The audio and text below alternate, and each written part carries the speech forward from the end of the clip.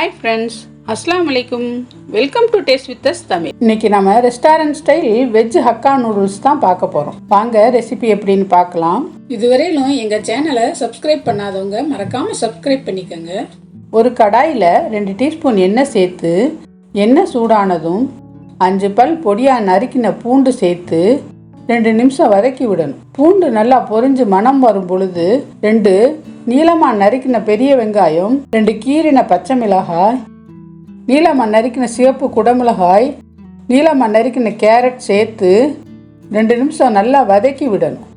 நீளமாக நறுக்கின பச்சை குடமிளகாய், நீளமாக நறுக்கின முட்டைக்கோஸ் சேர்த்து 1 நிமிஷம் வதக்கி விடணும். இப்படி வதக்கும் பொழுது ஃப்ளேம் ஹையில் இருக்க மாதிரி பார்த்துக்கணும். அப்போ தான் காயெல்லாம் கிரன்ச்சியாக இருக்கும்.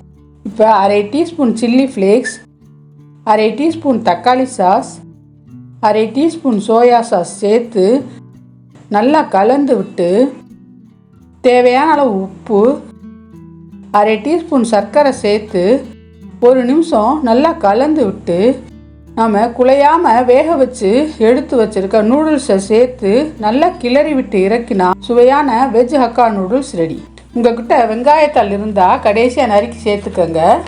இந்த ரெசிபியை கண்டிப்பாக ட்ரை பண்ணி பாருங்க. வீடியோ பிடிச்சிருந்தா லைக் பண்ணுங்க, ஷேர் பண்ணுங்க, கமெண்ட் பண்ணுங்க. டேஸ்ட் வித் அஸ் தமிழை சப்ஸ்கிரைப் பண்ணிக்கோங்க. தேங்க்யூ.